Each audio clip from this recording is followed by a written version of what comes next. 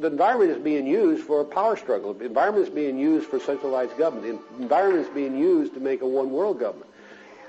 Few Americans really understand how much of our land has been taken over. They are looking after somebody else's welfare, not the welfare and the rights of the American people. I think that there's a real question here about the sovereignty of the United States. It permits, I should say, really, that U.S. troops may be deployed under UN command. Well, what I now know is that just because you join the U.S. Army doesn't necessarily mean that you'll be fighting for the U.S. And that means eternal resistance to this idea that we are somehow going to disappear in some new world order. Eagle Forum presents a special report, Global Governance, the Quiet War Against American Independence. When Bill Clinton delivered his acceptance speech at the 1992 Democratic National Convention, the only person he mentioned, other than his mother and grandfather, was his history professor at Georgetown University Foreign Service School. As a teenager, I heard John Kennedy's summons to citizenship. And then, as a student at Georgetown, I heard that call clarified by a professor named Carroll Quigley. Professor Quigley's 1,300-page book, entitled Tragedy and Hope, described the small elite, which he said actually runs the United States. Quigley labeled it the network, and said it consists of men who are cosmopolitan and international, close to governments, equally devoted to secrecy and the secret use of financial influence in political life.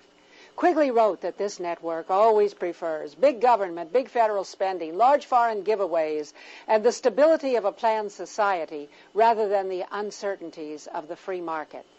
Professor Quigley taught his student from Hope, Arkansas, how to tap into the power centers of the network. When Bill Clinton became president, he surrounded himself with people who shared that vision.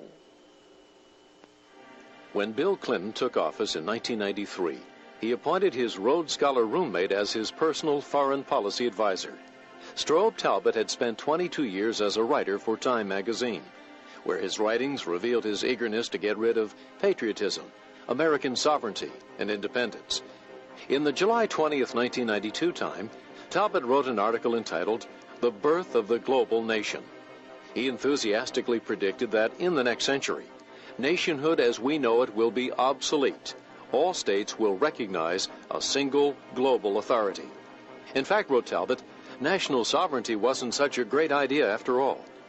Talbott bragged about how our national sovereignty and independence have already been diminished by the International Monetary Fund and the General Agreement on Tariffs and Trade, or GATT agreements. He boasted that the internal affairs of a nation are no longer off limits to world government. For his article, Talbott received an award from the World Federalist Association, a group committed to world government, and a congratulatory letter from Bill Clinton. Later, President Clinton appointed Strobe Talbott to the number 2 post in the U.S. State Department. Strobe Talbott and those who dream of putting the United States under a single global authority know that Americans will never vote for world government.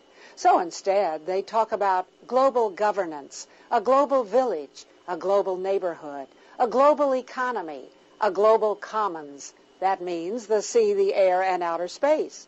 They talk about reforming the United Nations and expanding NATO. The solution to the problems they raise is always more international agencies wielding more and more control over American land, private property, natural resources, economy, trade, military forces, and even our personal relationships. The global governance bureaucrats in the Clinton administration have a close working relationship with the bureaucrats in international organizations. Together, they use 2 principal techniques to increase the power of global organizations: treaties and international conferences. November 20th, 1989. With much fanfare and plenty of pictures of children, national news media announced that the United Nations adopted the Convention on the Rights of the Child. The United Nations agreed that all countries should make sure that the rights of children everywhere are protected. A treaty to protect children? Not according to constitutional attorney Michael Farris. If the UN Convention is ratified, parents can't spank their children. They can't take them to church without a supervisor from the UN looking over their shoulder, making sure that they like what's going on. They can't choose alternative forms of education, either within the public schools or home schools or private schools. They cannot make decisions that keep their children away from pornography or other kinds of illicit material because the child has freedom of access to information. They lose control of any decision-making that would go against the politically correct thinking of the day. This treaty proclaims broad rights of children, which presumably can be asserted against their parents. Article 12 would give the child the right to express his own views freely in all matters. Article 13 gives the child the right to receive information through the media of the child's choice. And Article 31 gives children the right to rest and leisure. The Convention on the Rights of Children goes on to prescribe that the education of the child shall include support of the United Nations, global education, multiculturalism, feminism, and environmentalism. And who will decide whether parents are obeying the UN treaty? A United Nations committee created by Article 43. We should not have people outside this country mandating how we'll educate our children, what we'll do for our kids, when we'll do it, or what they'll read, or what they'll be exposed to, and what parental control will be. I don't really believe that our government should interfere substantially with child rearing. It would be wrong for states to tell parents what they could or what they should do with their children, or for the federal government. But when you take that beyond the state and the federal government to an international organization that would seek to tell you, for instance, that you couldn't take your child out of certain sex education classes in our schools, for example, I think a family ought to have a right to understand what values it supports in that arena and to protect the child in relation to those values. But the United Nations does not agree. In 1995, at the UN compound in Geneva, Switzerland, UN officials chastised Great Britain for allowing parents the freedom to choose spanking as a means of discipline, and for allowing parents to withdraw their children from sex education classes in public schools.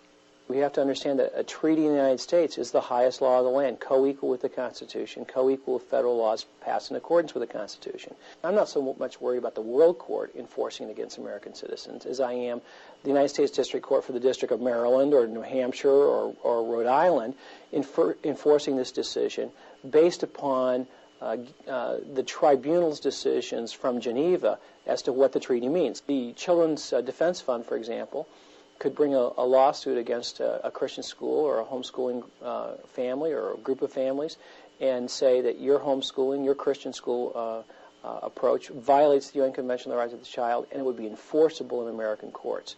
Presidents Ronald Reagan and George Bush refused to sign this treaty, but President Clinton supports it and had Madeleine Albright sign it. And now they are pushing for its ratification in the U.S. Senate. That is not the only United Nations treaty supported by the Clinton administration that is designed to control human behavior. President Jimmy Carter signed the United Nations Convention on Discrimination Against Women in 1980. Presidents Reagan and Bush refused to support it. But now Bill Clinton is pushing for ratification. The women who are behind this treaty are women who are not interested, as any ordinary American would be, in marriage, love, children, having a family. Quite the opposite. They tend to be women who want marriage to go away, who promote homosexual rights, who promote abortion on demand, all of these things that are totally contrary to the wishes of the vast majority of American women and men.